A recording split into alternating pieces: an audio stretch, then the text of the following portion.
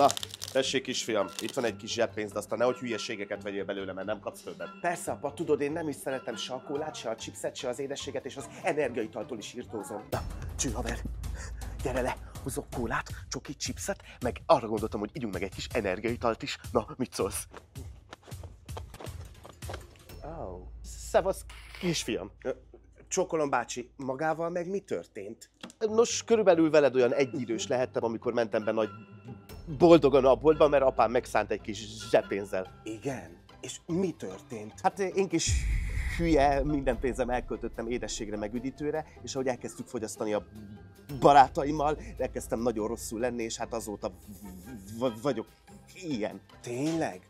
De mitől lett ilyen rosszul? Tudod, apukám megkért, hogy semmiféleképpen ne vegyek ilyen dolgokat, és szerintem bal szerencsém lett, mert nem hallgattam rá. Hát akkor azt hiszem, inkább veszek egy kis banán meg egy vizet. Na látod, öcskös, ezzel sokkal jobban jársz. Igazad van, apu is biztos mérges lett volna, hogyha valami mást veszek. De amúgy te tényleg beteg vagy csak átvertél? Nem mindegy. A lényeg, hogy a Perfekt odafigyel a szülőkre és a gyerekekre. És még rád is. Úgyhogy kövess be!